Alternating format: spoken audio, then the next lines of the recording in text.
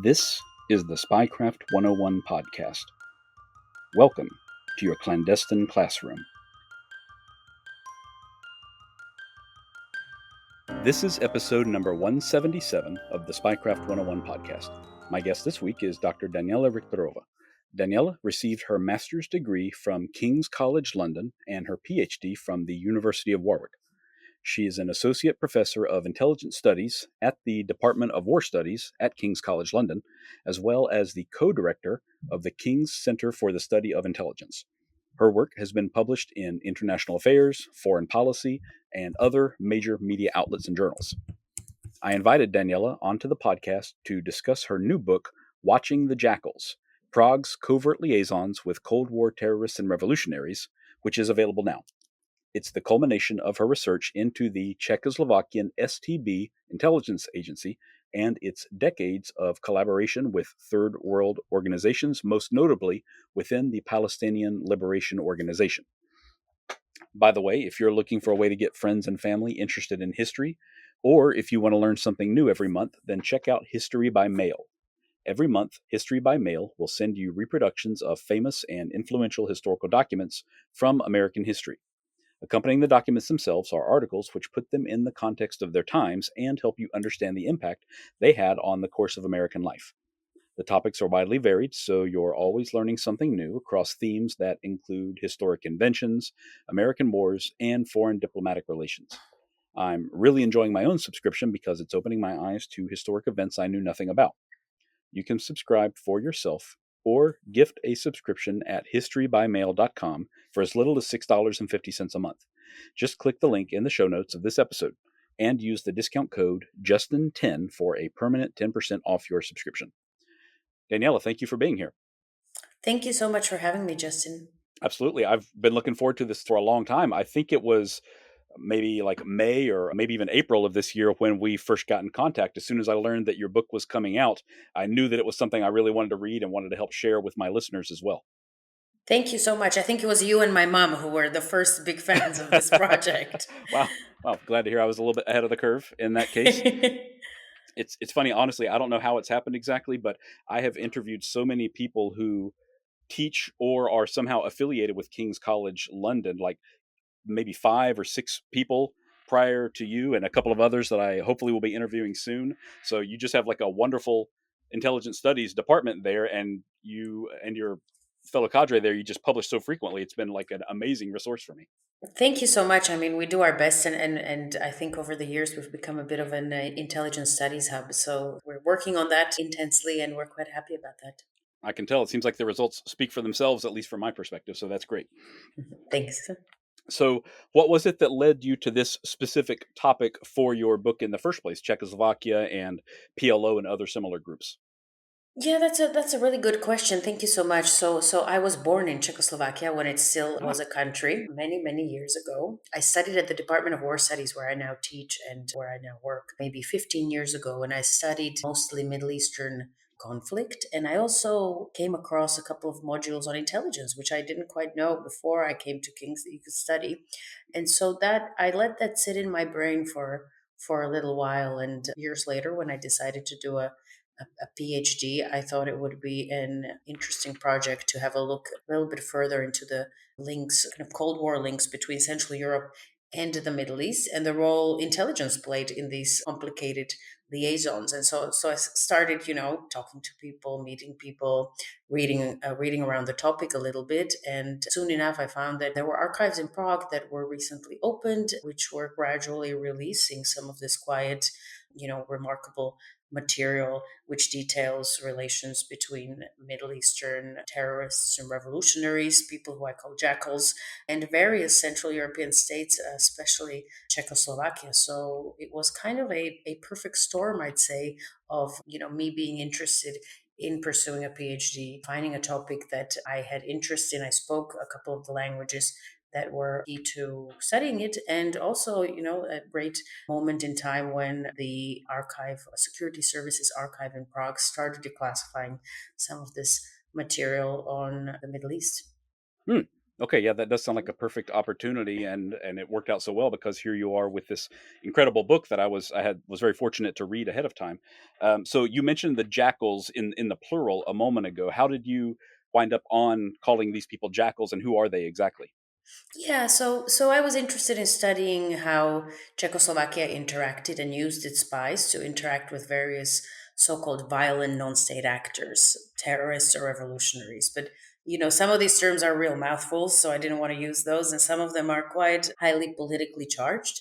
And so when I say jackals, I really mean groups of either Palestinian, German, Venezuelan, American, or Italian nationals who in the 1960s and 70s used various methods such as plane hijackings, train hijackings, or taking various high-profile people hostage or planting explosives at various high-profile targets. So I was interested in studying these guys, and especially in the various Palestinian groups that use terrorism as a kind of form of power, you could say, internationally. And I decided to call them jackals because myself, but also many other people who are in this industry, are big fans of the work of Frederick Forsyth, who, as you may know, wrote a legendary book called The Day of the Jackal in Mm-hmm. 1971. And I thought actually studying international terrorism in the 60s and 70s, you could see the parallels between various violent non state actors, quote unquote, and the main protagonist of Frederick Forsyth's book, The Day of the Jackal, right? So the main character there is quite enigmatic. He's prone to targeting high ranking officials and various symbolic targets. And he's also quite feared by powerful governments. And I also thought that these Cold War terrorists and revolutionaries were not unlike wild jackals, who, if you look into this, they tend to attack in packs. They are quite territorial about their beliefs, and they also target their targets with much precision. So that's why I went for this term, which then enabled me to maybe not use some of the, I'd say, sometimes worn out, politically charged labels for these violent non state actors. And I think it enabled me to move a little bit more swiftly into the stories, the ideas, and beyond some of the definitional debates. Okay, yeah, that makes perfect sense, and I'm a big fan of Forsyth's work as well. In fact, I think there's a new series that just came out the There past few is, weeks. yes, yes, yeah, absolutely. Now, I haven't watched it yet, but I'm definitely looking forward to it because I did see the original movie not too long ago, but it's quite a time capsule, no doubt about it. So I'm looking forward to this as well. Yeah, absolutely. And Frederick Forsyth was very kind to also support the book and endorse it with a couple of words. So Oh, I'm wow. very grateful to be linked to this and Jackal's enterprise. Fantastic. That must feel wonderful, honestly. It does, it does. Good. So you did mention the declassified archives, and there's nothing I love more than a declassified government archive, of course. So was that the bulk of your research? Were you like the first person diving into some of these archives yourself, do you think? Yeah, well, that's the hope, that's the dream, isn't it? To come into an archive and get your hands on a file that no non-government researcher has laid their hands on. I think I've gone through hundreds and hundreds of files for this particular project, maybe even thousands. Some of them were absolutely files that other scholars haven't worked with before. For some files, I waited for 5 or 6 years because they were quite sensitive, and the so-called owners of these archival documents, the institutions that inherited them after the fall of communism in Czechoslovakia, which was for instance, the Foreign Intelligence Service. They inherited all the foreign intelligence archives from the STV, the State Security Service, during the Cold War, and then they gradually were releasing these to the Security Services archive.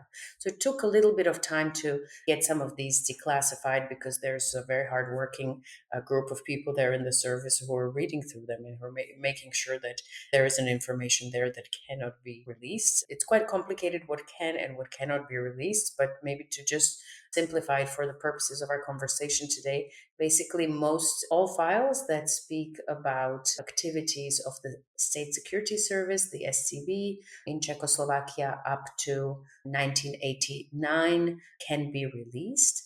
unless they are considered as still crucial to Czech security. And I think at this point, the Foreign Intelligence Service in the Czech Republic has released almost 99% of everything they inherited from the Cold War. Wow. Now, I want you, yeah, exactly. So if you think about that, these are files, obviously, these are minutes of meetings, these are reports, surveillance reports.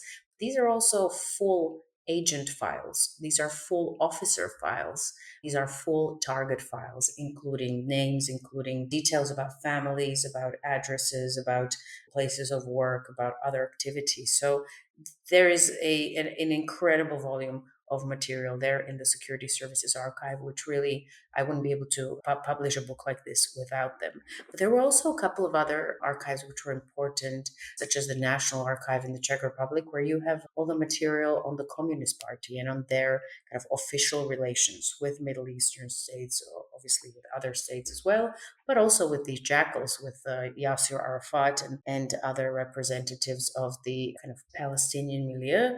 And then there were, also archives in the States and in the UK that I went to, and I was picking up little fragments of information that I then used to really bring the story together. Yeah, what a tremendous boon for your research. And it's so good to see, so refreshing to hear that so much of the archive actually has been made available, because that is usually not the case with so many countries. I think that Poland has done a very good job of Yeah. declassifying their old stuff, but, Czech Republic and Poland are probably the two standouts from what I have learned from my guests so far, anyway.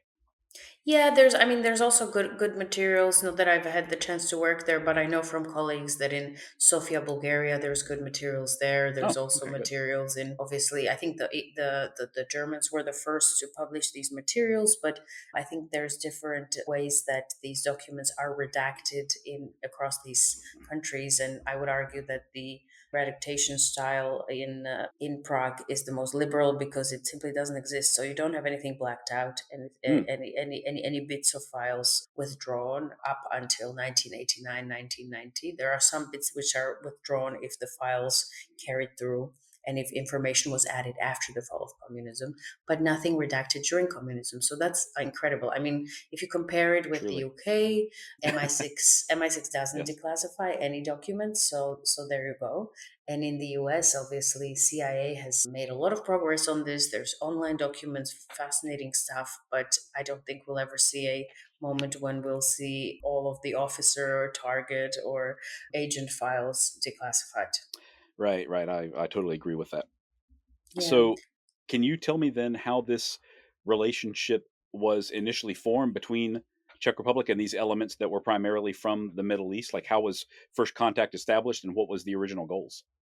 Yeah. So I guess maybe I'll just lead with the main argument of the book, which is that from what I found, or based on what I found, I argue that Prague didn't automatically, strike an alliance with any jackal, any non-state actor who came to the Czechoslovak territory or who approached its diplomats or spies somewhere in the global south or in Beirut or Damascus, but that they really had a varied approach to the jackals. So, with some groups they formed an alliance with others they, were more skeptical. They watched them, they try to infiltrate them, they try to manipulate them, and then ultimately they try to counter them. So it was almost like a full spectrum of approaches and ways that Prague used the STB, the state security, to manage these relations. And in the book, I argue that Prague used the STB kind of like its own Swiss Army knife, because on one hand, Hmm. they used them as a key liaison point. In others, they used them to basically kick the jackals Hmm. out. And I think that there were two key kind of reasons or factors which impacted who they aligned with and who they didn't. So on one hand, I think it was the political clout or strategic importance of the group. So, for instance, they created an alliance with Yasser Arafat's PLO, and especially with his faction within the PLO called Fatah. They were very politically important, and gradually in the 1970s, they pivoted towards diplomacy. So the second factor was methods, was whether these groups used international terrorism to pursue their political goals. If they did, this was problematic for Prague, actually. So political clout and methods were quite key to this. And how it evolved, well, the support for the Palestinians or for the PLO and mostly the Fatah came in the mid 1970s. This wasn't the first time that Prague supported jackals or terrorists and revolutionaries, because in the 1960s, Prague provided quite a lot of support to various, mostly African groups who were fighting for liberation from, the Brits or from the French. And during this time, the STB, but also the Ministry of Defense, was used to provide various weapons to groups such as African National Congress's, ANC's military wing called Umkhonto we Sizwe, or MK. So they provided them with training, with weapons. They also provided support for revolutionaries in Guinea-Bissau. So this is kind of where they cut their teeth in the 1960s on supporting various violent non-state actors. And they also helped the Cubans facilitate a program in which the Cubans were training Latin American revolutionaries. The Czechoslovak became a part of this operation because Cuba was an isolated island, or almost isolated island in the early 60s, and to run an operation where they would bring hundreds and thousands of Latin American revolutionaries to the island, they would have to get to the island, and Prague was one of the few places you could fly through to get Mm. through Cuba. And so in the 60s, the STB, or the State Security Service, helped the Cubans facilitate this transfer of revolutionaries in Prague, gave them all sorts of documents and all that stuff. So again, this is how the Czechoslovaks cut their teeth on supporting these groups. Then came 1968, August 1968, and the suppression of the Prague Spring, which was followed by the Soviet occupation.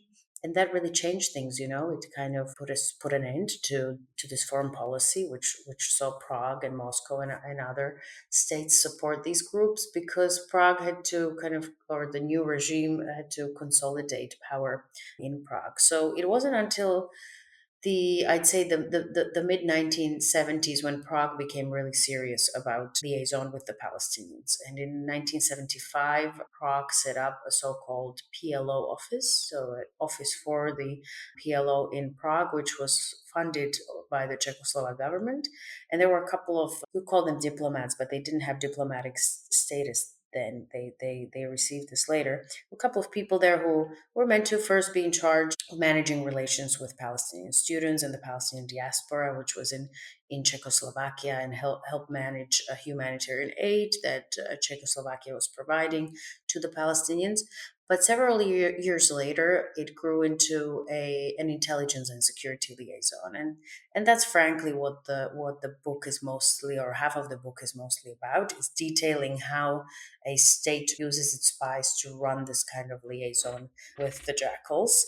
And the second part of the book is talking about various radical elements, groups, or individuals associated with the Palestinian cause, people who were quite violent and used international terror. And it shows how Prague really used the other tool from its Swiss knife approach, and how it tried to oust them or prevent them from Czechoslovakia. Hmm. Yeah, there was a lot of people that were kind of inherently unpredictable and unstable that they were dealing with, and I know that requires a lot of careful judgment and evaluation Yeah. constantly. And there were some incidents, which I'm sure we'll talk about in a few minutes. Since you mentioned Prague Spring and how things changed after that, prior to the Prague Spring, like when this all of this began, was it mostly like based on initiative of Czech government and STB, or was it kind of like under the umbrella of a larger Soviet bloc effort or program? Yeah, so that's the million-dollar question. To what extent was Moscow involved? And when it came to as far as I'm reading this, and I'm basing the analysis of the 1960s, the non-Palestinian groups, on some great work of my colleagues who've written about this. Moscow was quite involved because this was a part of a broader Soviet bloc foreign policy and the Soviet Union's foreign policy, which was championed by Nikita Khrushchev from the mid late 1950s onwards. He wanted the Soviet Union and its allies to have a more activist foreign policy. And so this support for the national liberation movements was seen as part of that. And you can also see that when you look into the archives and you're looking into how the Czechoslovaks are training some of these groups, they're using some of the Soviet Union's manuals for this. They're sometimes double checking with Moscow, whether it's okay to take in a particular group of cadets or not, or they report back to Moscow on them. And I saw the same pattern when I was looking at the relationship between the PLO, between Arafat's men and the Czechoslovak STB. There's clear coordination with Moscow. Moscow's being kept informed about how this liaison is going, and the same goes for the several other Palestinian factions, such as the biggest one, the Popular Front for the Liberation of Palestine, led by George Habash. That was also the relationship with him, which was actually quite complicated and was never fully official. That was also consulted with Moscow. But I think that's one of the most interesting findings is that when it comes to the so-called radicals or some of the people who were best known for various international terrorist operations and were linked to the Palestinian cause, such as Abu Daoud, the commander of the 1972 Munich Olympics massacre, or Carlos the Jackal, or Abu Nidal. I didn't find any, direction on what Hmm. Czechoslovakia should be doing with these guys. I'm not saying that there maybe weren't verbal consultations with the KGB or with other elements in Moscow, but there doesn't seem to be a kind of single policy on what the Soviet bloc should do about these guys. And I think a kind of good evidence of this is that when we look at the histories of Poland's approach to these groups, Bulgaria's approach, Hungary's, East Germany's, we see that there are differences in how various members of the Soviet bloc dealt with or what relations they had with these groups. So, actually, I think that we also need to differentiate Moscow's engagement in these issues and kind of recognize that it differed from group to group. Okay. Okay, I can see that certainly. And I'm very curious. Obviously, there was a lot of support, for a lot of different groups in different parts of the world. Was all of this just purely driven by ideological similarities and supporting comrades in arms elsewhere, or was there some sort of like perceived tangible benefit to Czechoslovakia by all this support? Yeah, so I mean, I think kind of let me divide this into the 60s and then the Palestinians from mid 1970s onwards. So basically, the Soviet bloc and Soviet Union and its allies wanted to support these national liberation movements, and mostly in Africa in the 60s, because it was a part of this Khrushchev-led foreign policy. But there was, apart from that maybe diplomatic goal of creating ties with these new leaders, this was also a competition for influence.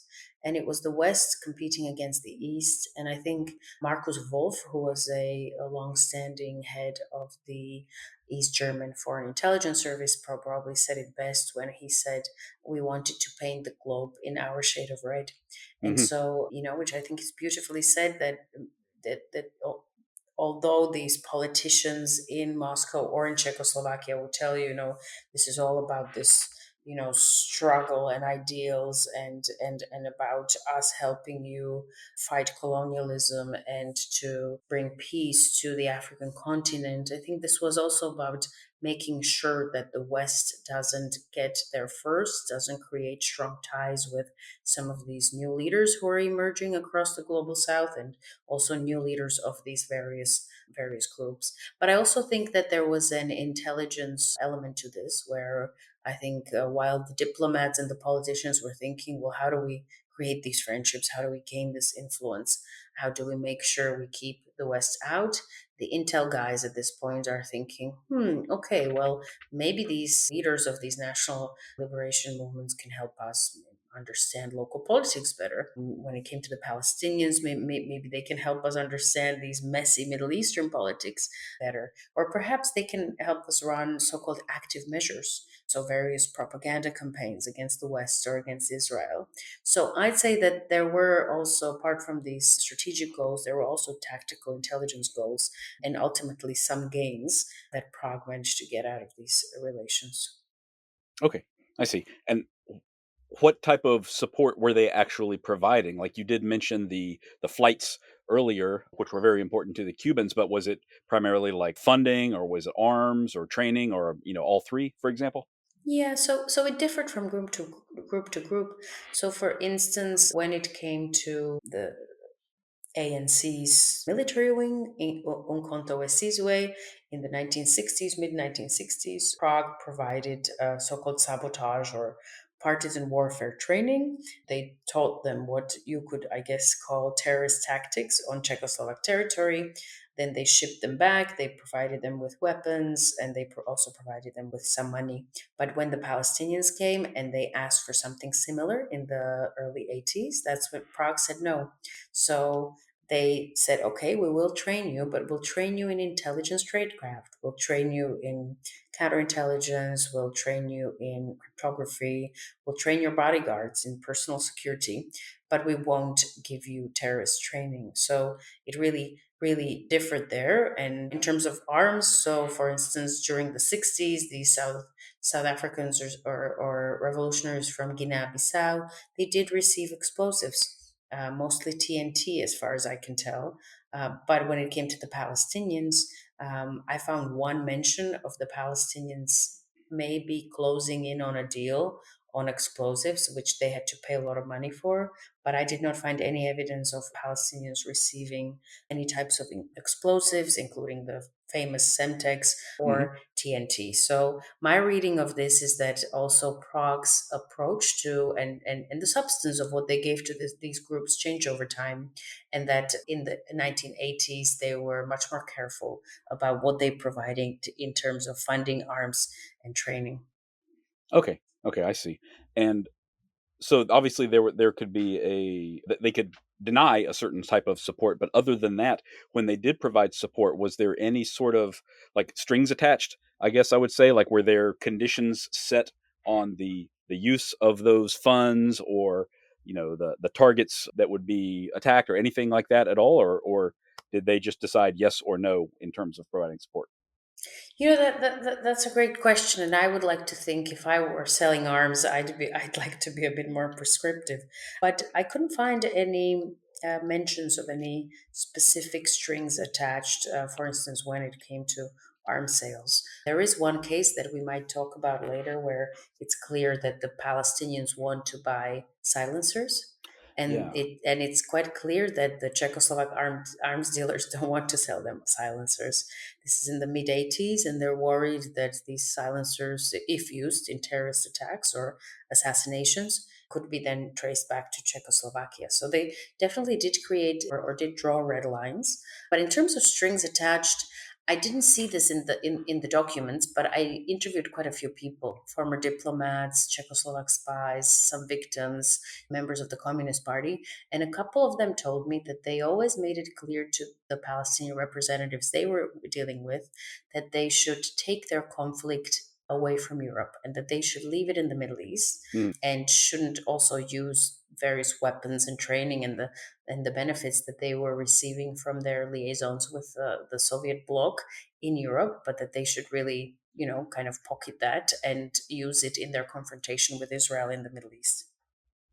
Okay, I see. Did they experience a lot of difficulty in kind of influencing these groups to work in the way that they wanted them to? I mean, did these some of these groups or individuals in particular, did they make promises and then break them immediately once they had the arms or the funding that they wanted, for example? Yeah. So I think that ultimately I think what we think about these liaisons is that the states are always the more powerful ones, and then they somehow obviously have the infrastructure, they have the money, the power, and so why shouldn't they be able to influence what these groups do? But I think what I found and what one of the big arguments in watching the jackals is that actually states struggle quite a bit to make these jackals do what they want and to really have them deliver the stuff that they agree on.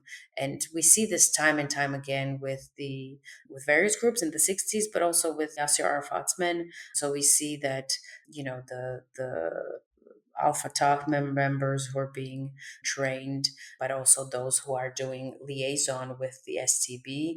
For instance, they promise that they'll deliver a certain operation as an active measure, a propaganda campaign, and then they go quiet. And the Czechoslovaks then, try to ask them through their envoys, what's going on with this? Give us an update, and they never hear back. So I think that there is also a kind of a clash in cultures and clash in who ascribes what priority to which operations. And so I think that the Czechoslovak STB ministers learned this the hard way, that the Jackals don't want to deliver something that these states want them to do, then they just won't do it. But it also Hmm. works the other way around, because in the early 1980s, someone called Abu Yad, he was the deputy of Yasser Arafat, a very powerful security figure who led the Palestinian Joint Security Service. When he came to Czechoslovakia, he suggested that the Palestinians could kidnap a couple of dissidents and maybe even kill a couple of Czechoslovak dissidents living in the West. Although the minister briefly considered this, the actual professionals who headed the active measures department, they were horrified. And they pushed back actually, and they said, listen, we don't know this particular security organization very well. We don't know how they operate. We don't know how they do things. We don't know who they are. We can't have them go around Western Europe bumping off our dissidents. So I think one of the big findings of the book is also that there are these cultural differences between these actually quite traditional states who are becoming more or rather less risk prone in the 1970s and 1980s because of the detente and other strategic shifts. And then we see these non state actors who are perhaps less organized and who are also more risk prone. Hmm. Yeah, certainly, I can see how that would have been a very bad combination for Yeah. Czech security services Yeah. if the Palestinians had kind of been like cut loose to target their own people. So, at what point, or at any point, did the Western intelligence agencies pick up on these relationships between Czechoslovakia and the other groups, and did they attempt to do anything about it? Did they attempt to counter this support in any way that you found? Yeah, so I found that there were, I mean, obviously they learned this gradually. They learned about Prague's involvement in this Cuban operation called Operation Manual throughout the 1960s. We know that there were some of the Latin American revolutionaries who were transported through Prague and who got fake documents there, that some of them defected or were arrested, and then they spilled the beans. And that's when reports of Prague's engagement leaked to various diplomats. It was discussed in the Organization of American States. And in some cases, for instance, Brazil got exceptionally upset with Czechoslovakia for helping Cuba with this program. And so they, did all sorts of things. They boycotted the celebration of the 50th anniversary of the country's relations. They refused to open a big branch of a Czechoslovak commercial bank in Rio de Janeiro, and then ultimately, actually, someone placed a bomb in front of the Czechoslovak embassy in Oh, Rio wow. de Janeiro. So this is quite serious. This is in the late 1960s when it came to this Cuban operation. When it came to the Palestinians, so I found a couple of documents in British archives where diplomats who are based in Czechoslovakia are reporting back about Arafat's visit to Prague. And one of those diplomats, junior diplomats at the time, relatively junior, was someone called Richard Dearlove, who we now know was not a genuine diplomat but was a spy because he later on became the head of SIS, also known as MI6. Hmm. So MI6 was watching these Palestinians. So were the Americans. So were other services. And so we know that in the late 70s and early 80s, there were actually quite a lot of conversations about what support is the Soviet bloc, Moscow and its allies giving to the Palestinians, but also to various German and Italian groups. And actually, Ronald Reagan's Secretary of State, Alexander Haig, he was quite a strong advocate of the theory that suggested that Moscow is kind of recklessly providing support to all of these groups and kind of directing them to stage these attacks against the West and against the so-called Western way of life. The director of the CIA, Bill Casey, at the time was also quite keen to get to the bottom of this and find evidence of this Moscow-run master plan. But as far as we know, they didn't manage to do that. They asked the community to write a couple of NIEs, national intelligence estimates, but these did never arrived at an equivocal understanding or the fact that they didn't uncover again a master plan run by Moscow. But what they did find were bits of information that suggested that there was training going on in Czechoslovakia. They thought there were quite a few so-called terrorist training camps there. I argue in the book that the Palestinians were not trained in terrorist tactics. As I mentioned, this was intelligence, tradecraft, and personal protection. But so there are discussions, and Czechoslovakia is kind of at the center of these discussions, seen as a kind of loyal ally of the Soviet Union. And so there is worry about to what extent Prague is providing support to these groups. Okay. Okay, I see. So it sounds like there were a lot of discussions and estimates, like you mentioned, and some sort of diplomatic responses, but there, to your finding anyway, there was not any sort of like covert campaign to sabotage support, or STB liaison officers who were in physical danger outside of Czechoslovakia, anything like that. It didn't turn kind of dirty between the STB and any of the Western intelligence agencies, as far as you found. I didn't find any evidence of this. Okay. Going into this, I thought maybe the Israelis would want to sabotage some of these relations. Hmm. But to be honest, I didn't find any evidence of this, which Okay. is not to say that there weren't incidents that happened and just, the didn't make it into the archives. But I didn't see any significant campaign which would have been aimed at these liaisons. Okay. Okay. I see. That makes sense.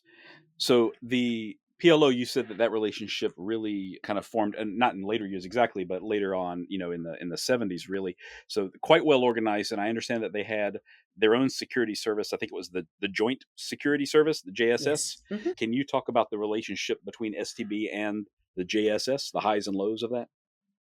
There were some highs and lots of lows. Hmm. So this complicated relationship, it was struck by this guy who I already mentioned, Abu Yad, who was Arafat's number two, and was also allegedly a prominent figure in Black September, which was a kind of short-lived, basically terrorist outfit, which staged the 1972 Munich Olympics massacre. And so he was also head of the service, and he pitched collaboration to the Czechoslovaks in the early 80s. And they considered all sorts of things. They considered exchanging information, where that would kind of be the Palestinians' key contribution to this relationship. So the Palestinians were meant to report on various middle events in the Middle East, various discussions within the various Middle Eastern states where a lot of the Palestinian leaders were based, such as Lebanon or Damascus. Now, the Palestinians did regularly deliver information, but it was not seen by the Czechoslovaks as high grade intelligence. It was seen as quite low level, and oftentimes the STB was basically worried that this was just, information that the Palestinians collected from Arab newspapers and kind of recycled it back to them. But information was exchanged quite regularly, or rather provided by the Palestinians. Then there was liaison or discussion of liaison with regards to active measures, and so these were various propaganda campaigns. There's a couple of fascinating ones that are discussed in the archives, where the Czechoslovaks are really keen to use the Palestinians so they could promote their anti-Semitic and anti-Israeli views. But ultimately, the Palestinians don't deliver on any of this. And we don't know why, but they probably found that these operations that the STB has been designing for a couple of years is too complicated. They were actually quite laborious campaigns. But with some individuals in the Palestinian community, they managed to run a couple of active measures in the Middle East. And then they discussed these, what the Czechoslovaks would term sharp measures or demonstrative active measures. And these were the potential kidnappings and assassinations of several dissidents, Czechoslovak dissidents, excuse me, in the West.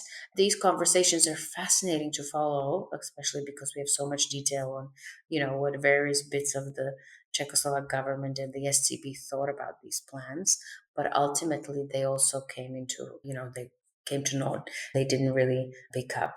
The Palestinians also promised the Czechoslovaks that will try to infiltrate the US embassy in Beirut.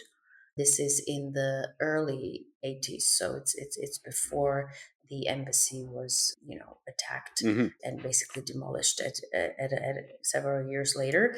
And they're trying to do this actually. They are providing evidence to the SCB that they are succeeding in, getting some documents out, lists of employees. They identified the employees who were most likely CIA. This is quite helpful for the SCB, but they ultimately didn't manage to infiltrate it long term, as in plant someone in there who would be able to provide any kind of valuable intelligence from within the embassy. But there's quite a lot of efforts, quite a lot of areas that are discussed.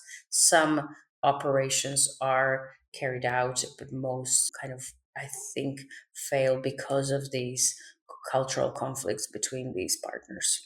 I see. I see. Right. As I understand it, the Palestinians were not. I mean, as a whole, the Palestinians were not unified at all. They were quite splintered and Yes. fractured, and that was kind of a difficult balancing act for STB, wasn't it? Absolutely, yes. I mean, there's we could have a whole, podcast Mm. episode, but serious, on these various moments in Palestinian history when the various Palestinian factions united and then broke off contact again and reunited and then broke up again. But yeah, there were quite vicious wars between some of these factions. One of the most, I think, significant ones was between the Abu Nidal organization, led by someone who was called Abu Nidal, and he used to be Yasser Arafat's envoy in Baghdad. But in the mid 70s, when Arafat kind of embraced diplomacy or started being open to diplomacy, that's when they really fell out, and Abu Nidal set up his own organization.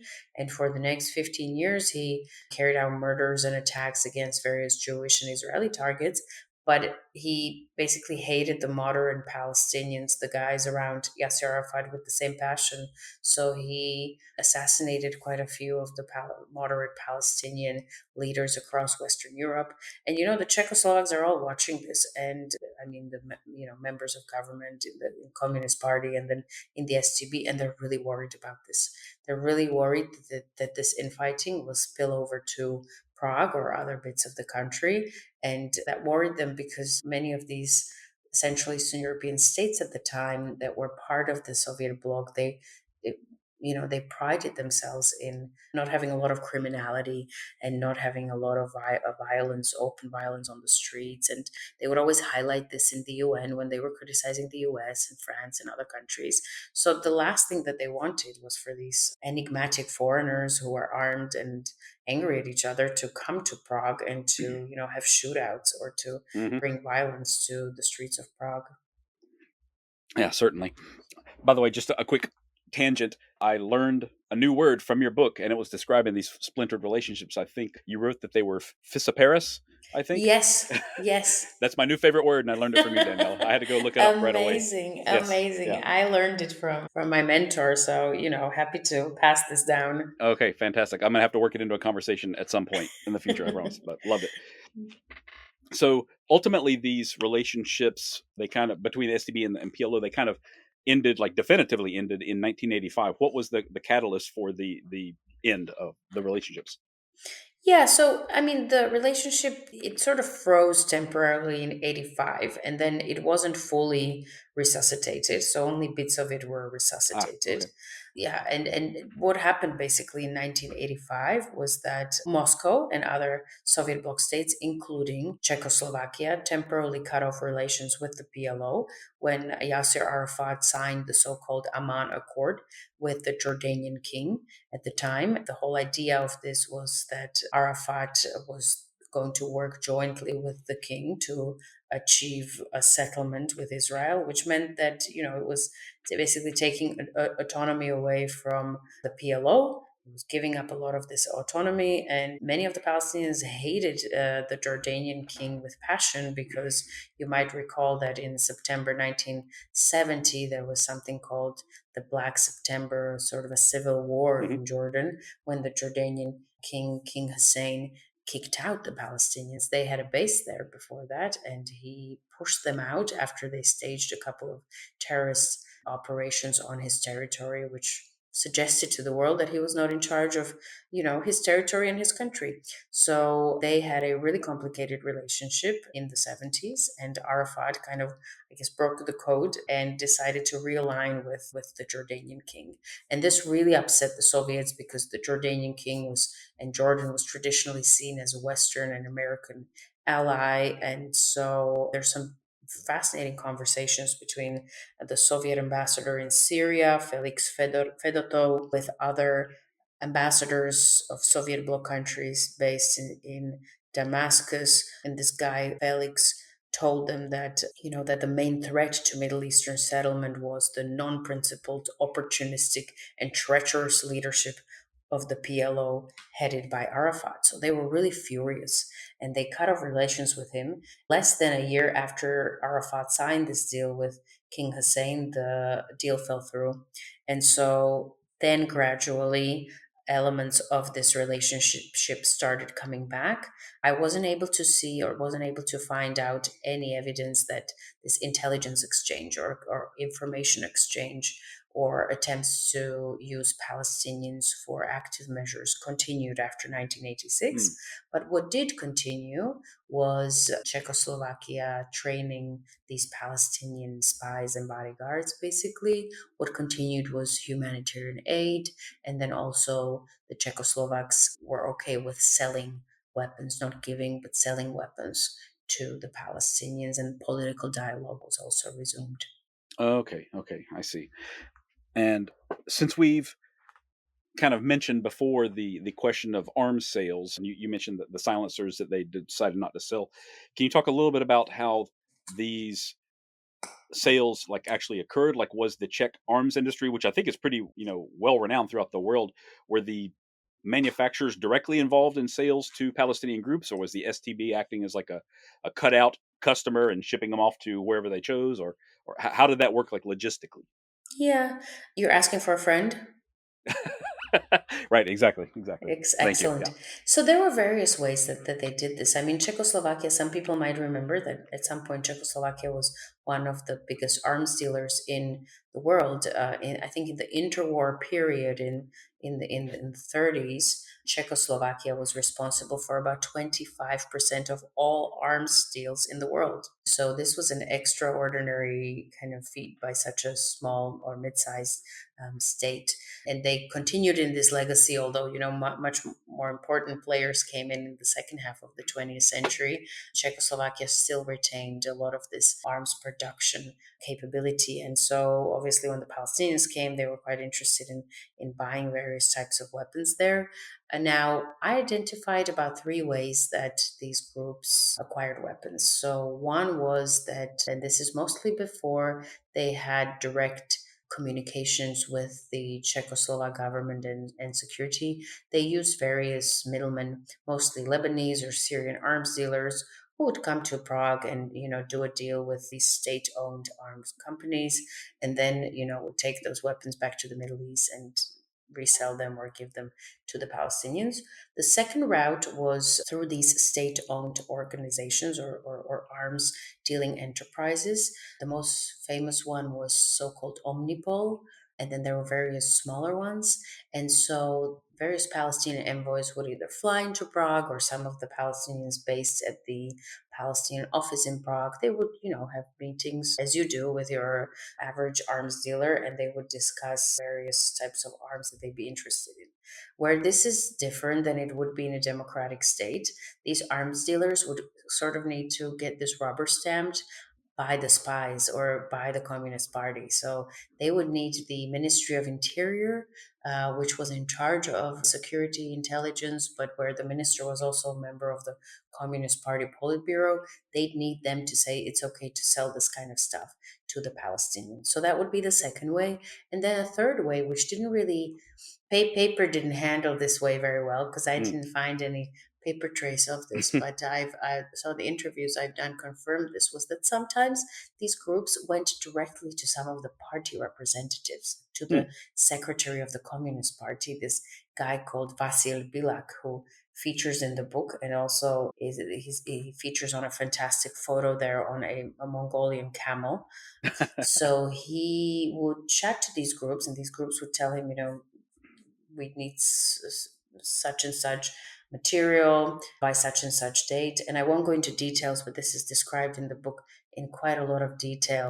In a day or two, he would manage a process which would see these weapons, guns, land in places like Damascus or Beirut, and where they would be given to these groups either by local diplomats or spies. So there were various avenues. It was quite a complicated, I'd say, arms dealing environment.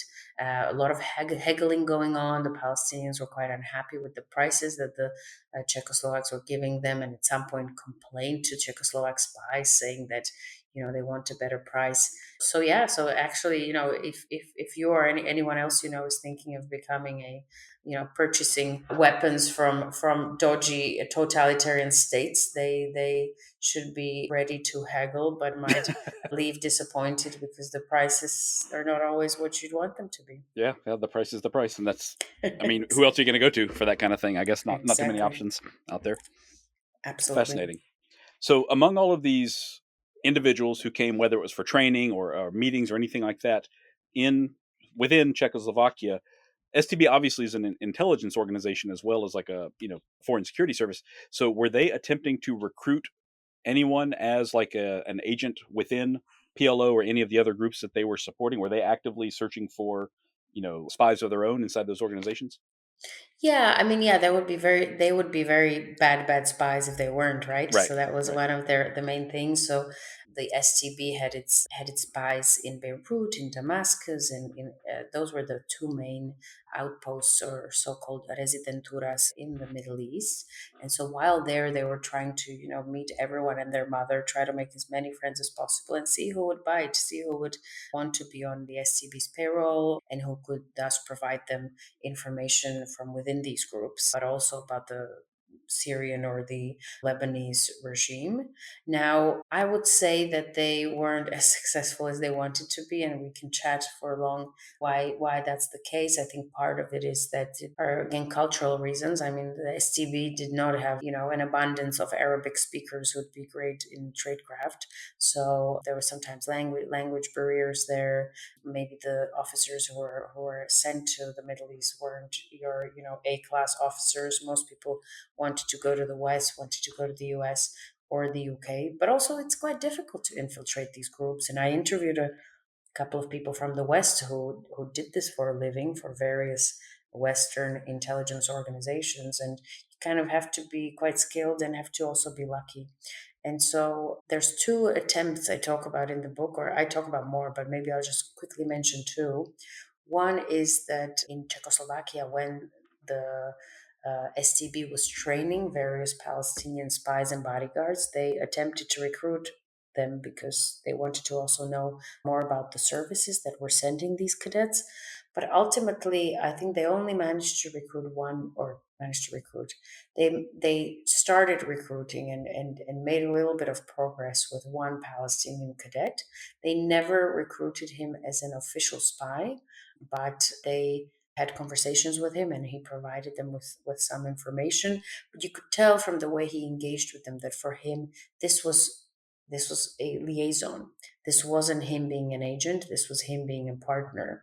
Hmm. But they did learn stuff from him, and then he left. Then they were used to not hearing or seeing their cadets ever again. But this guy actually came back maybe 2 years after he graduated from this course in Czechoslovakia, and he was standing by the side of Yasser Arafat.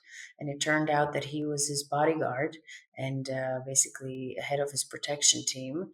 And so people in the institute were quite stunned by that because it was quite an achievement for one of their cadets to make it this far. So they tried to recruit this guy. He kind of resisted being an agent, but he spoke to them because he saw himself as a liaison partner. And this is something that we see with other members of the broader Palestinian milieu. For instance, there is a chapter on someone called Bassam Abu Sharif. And I mean, if you can't quite picture him, I'd suggest whoever's listening to Google him, because I'm sure you've seen him. He's been one of those permanent fixtures of Palestinian politics for more than a half a century. He was someone who was worked with the PFLP, the Popular Front for the Liberation of Palestine, that was headed by George Habash, very famous guy, basically second most powerful guy in Palestinian politics of the 20th century after Arafat. And Abu Sharif was a guy who, Habash loved and promoted, and the Israelis tried to kill.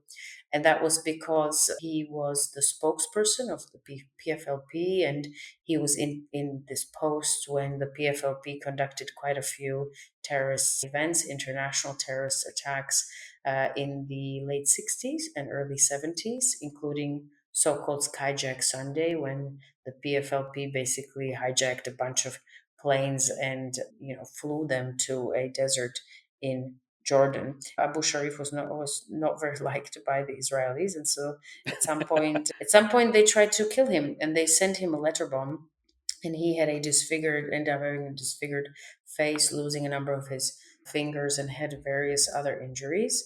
And I think it was this need for medical treatment was the main impetus why he started talking to various Czechoslovak, I think, who he believed were diplomats, but they were in fact secure intelligence officers in the mid 1970s.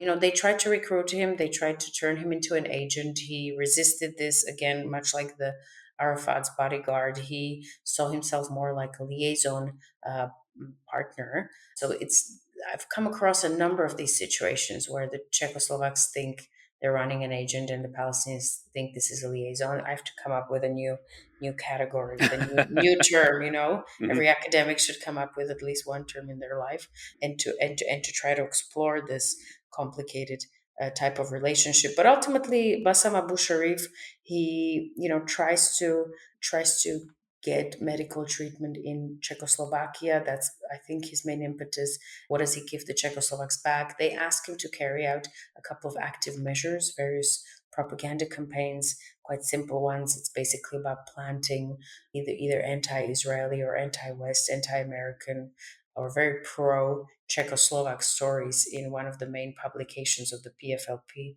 that Abu Bassam Sharif is representing.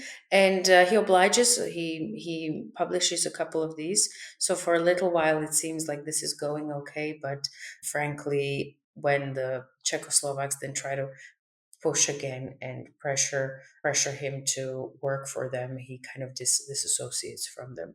So it's all very complicated. It doesn't happen all within 5 minutes like it does in James Bond. It's Hmm. it's a complicated dance, and the book uncovers a series of these dances between various Palestinian figures and the Czechoslovaks, and shows what the spies are willing to offer when they really want someone to work for them, but also how adamant some of these global South figures are about keeping their own agency and independence and not wanting to be run as agents. Hmm. I can see how complicated that is for both because Palestinians really, really need some of the logistical support they're receiving Yes. from the Czechs, and they also really want to maintain their independence. It almost surprises me that STB was not a little bit more like overt and forceful in their recruitment, because if you come to our country hat in hand and we're providing you training and funding and arms and Mhm. all of this, then yes, we do expect something back from Mhm. you. And I can see how they could have potentially applied more pressure. I'm surprised that they did not apply more pressure than what you found documented anyway, I guess. Yeah, me too. I mean, when there's a whole chapter on the training facility and the training program, and they had all sorts of slick ways of trying to find out more about the Hmm. Palestinians, but also about, there were Iraqis there were Afghans there were Cubans. So, for instance, they obviously had, bugged some of the rooms. They debriefed regularly the lecturers who were engaging with these guys, the some of the interpreters. They also asked these cadets to write dissertations on their home security services. so that they could basically, like write me an essay about your employer so I can learn more about your employer. Right. So that was all good. But yeah, I've never come across any mention of, trying to push someone into Hmm. collaboration. I think that they pretty much knew that once these guys are out of the door, once they leave Czechoslovakia, they don't, I mean, they don't have very many ways of making them actually live up to their part of the promise, Sure. Sure. so yeah. Very understandable. Okay. So, lastly, I want to talk about the biggest jackal of them all, so to speak, Carlos the Jackal, who, of course, is a major figure in your book and in Cold War history as well. So, can you talk about what first brought him to the attention of the SDB and how that relationship sort of developed? Yes, so he, just for those who might not be so familiar with him, so he was a Venezuelan man called Ilich Ramirez Sanchez, who moved to London with his family when he was a teenager, then was sent to Moscow to study there at university, and he was very quickly kicked out of the school because he was a bit unruly. And then he joined the Palestinian cause. He wanted to be, as he says, a revolutionary. He was trained by the Palestinians, and then in the early mid 70s, he basically becomes a hitman for one of the Palestinian factions in Western Europe. And so he stages a bunch of terrorist attacks in the UK and in France, and actually they're not very successful. I think actually he there's a lot to be said about his early years. He wasn't the best terrorist, if there is such a thing. But he does two things in the mid 70s which really make him basically the Osama bin Laden of the Cold War. And one of them is that he is his siege of a meeting of oil rich countries in Vienna, the so called OPEC meeting in 1975. And he takes hostage some of the world's most powerful oil ministers from Saudi Arabia and Iran, and he puts them on a plane and goes from one country to another, and ultimately I think they land in Algeria. And he was meant to have killed them to show that, to kind of make the point his boss asked him to, Wadi Haddad, but he doesn't end up killing them, and he allegedly gets quite a lot of money from these guys, and then um, basically breaks the orders he had from Wadi Haddad, and so he's kicked out of this organization and he goes solo. But before he goes completely solo, another thing happens in France in 1975, not long after. He's in France, he's having a party with his friends and ex and future and current girlfriends. He always had very many girlfriends. The French police are closing in on him, and a couple of them come to this party and start questioning him. And the next thing that happens, he ends up killing two French policemen and an informer, and wounding another one, and basically turns this tiny apartment into a kind of like a Tarantino-esque Hmm. scene, Hmm. and runs away. And so I think it's these two moments that really make Carlos the Jackal like this very feared, internationally known terrorist who is now known for orchestrating these spectacular international kind of hijackings or kidnappings that are very visible to the public, but is also ruthless enough to kill people and especially police officers in cold blood. So that's kind of, I think, how he became the most famous terrorist. But it's also a lot of his myth making. I think he's still alive. He's in France in a prison, and he's still working on kind of creating and perpetrating, working on his the myth of Carlos the Jackal. And he, first comes on Prague's orbit sometime in the late 1970s. I think he first comes to Prague in 1978. He is escorting a very interesting lady who is also a hijacker and a wounded one, for that matter, to Prague, and she's brought there for a prolonged medical stay. So this is the first time he comes to Czechoslovakia, and he comes approximately 10 times. And Prague's kind of take on him develops over time. At first, they watch him and they wait to see how things go. They see that sometimes when he comes, he's there just basically for recreation. He's hanging out with his girlfriend, with his friends, going out drinking, buying guns, crystal, that kind of stuff, as you do when you're in Prague. Hmm. And then they kind of escalate in the late 70s, and they decide to put him on various PNG, persona non grata lists. They try to prevent him from coming into the country. But that doesn't quite work because these jackals, they don't have one passport that they travel with everywhere and where which they diligently scan like we all do now, but they have hundreds of passports, and some of them are diplomatic passports issued by Syria or South Yemen. So it's quite easy for Carlos the Jackal and his accomplices to return to Prague without the STB even knowing, which frankly was quite fascinating to me, that this big old powerful state security service of a communist state had no idea when these guys came to its territory, and sometimes learned it a week or 2 weeks later. So they tried that as a second stage approach, and then ultimately in the early mid 80s they decided to kick him or any of his associates out by using various tricks and ruses. I explore that quite a bit in the book. So it's an approach that developed over time, but I must say that it's quite clear from the documents that from the moment Carlos the Jackal sets foot on Czechoslovak soil, he is hated by the security service. Mm. He's a liability. He's seen as being very risky, unpredictable, and basically from the get go, they're trying to figure out how to get rid of him. Hmm. That's amazing that they had to put so much forethought into whether or not someone can enter the country, and so they never took the forceful approach of just physically escorting him out or anything like that, right? They just had to make it an unwelcome environment for him in the end, didn't they? Well, the last so he was never escorted out or kind of pushed out during the earlier meetings, but then the last one visits rather, but the last one he did, which was in he made in 1986, he was basically escorted to the airport. It was quite a Ah. dramatic situation where he, we think, came to Prague because he wanted his heavily pregnant wife, Magdalena Kopp, a German, to give birth there, but the Czechoslovaks were just done with him at that point. So the actually I think the deputy minister went to see the Syrian ambassador, went to see the Palestinian ambassador, and they jointly kind of helped push him out. And I think they also brought the local version of SIS out to protect the American embassy and basically protect the airport if anything happened, because obviously Carlos the Jackal never travels without arms, so he's Mhm. heavily armed, and so are his friends. So ultimately, in June 1986, he is escorted to a plane and put on a plane and never came back. But this was quite unusual.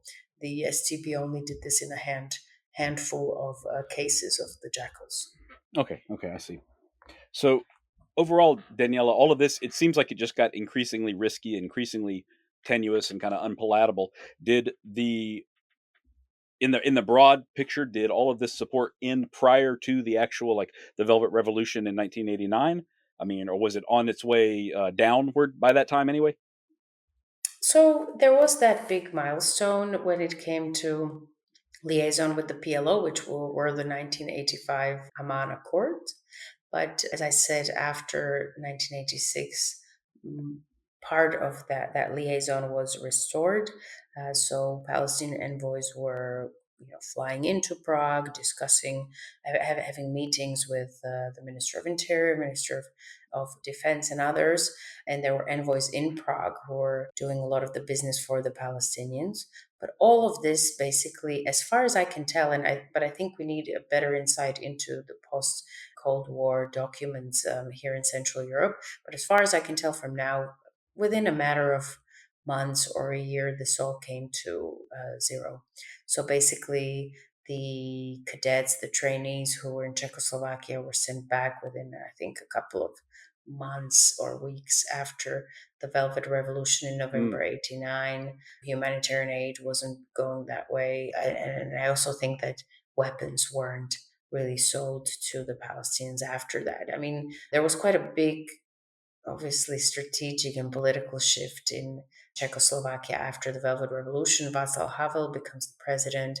One of the first trips he does is to Israel, reinstates diplomatic relations with the state of Israel, which were cut off after the Six-Day War in 1967. Mm. So basically, there's a whole new foreign policy that's being developed at this point, and it's not a foreign policy that's favorable to the Palestinians. Right. Reestablishing relationships with Israel probably kind of signaled the death knell of that Yeah, yeah. support. No question about it. Wow, fascinating stuff. This is really an incredible book, and it just shined the light on so many things that I was not at all aware of, Daniela. So, congratulations to you for digging all of this up and being able to publish it. For the listeners out there, if you want to read more, of course, as always, we've only covered like a fraction of the stories that Daniela has written about. So, if you want to look for her book, it is available right now. Title is Watching the Jackals: Prague's Covert Liaisons with Cold War Terrorists and Revolutionaries.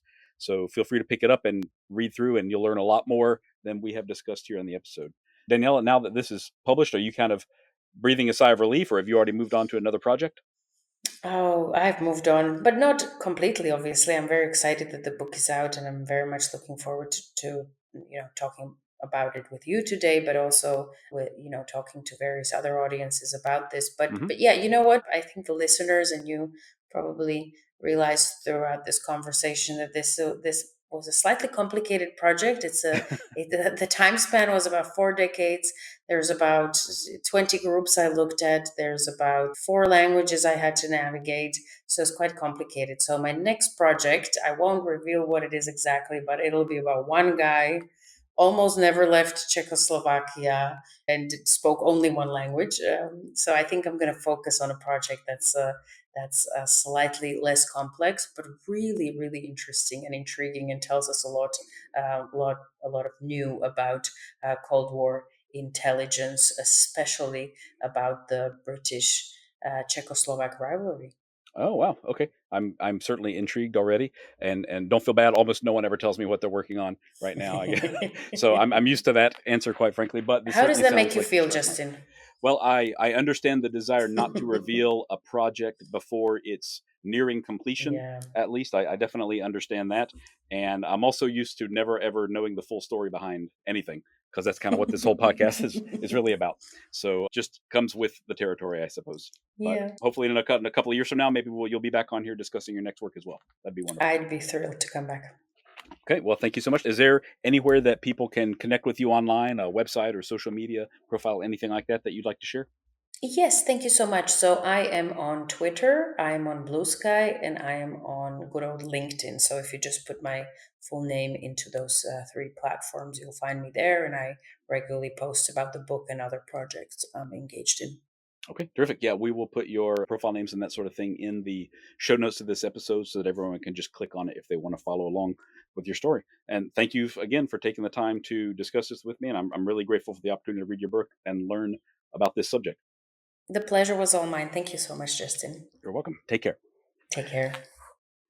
If you're interested in more of Spycraft 101, look for my page on Instagram at Spycraft 101. You can also find more great articles on my website, spycraft101.com. Thank you all for listening, and I hope you'll stick around because there's lots more to come. Disclaimer: this podcast is for entertainment purposes only. The stories and statements expressed herein are experiences and opinions. They may not reflect the views of the host or the production studio. It's okay if you disagree with our content. No piece of media is right for everyone. If you love Spycraft 101, please check us out online, on Instagram, on YouTube, and especially on Patreon. Thank you for listening.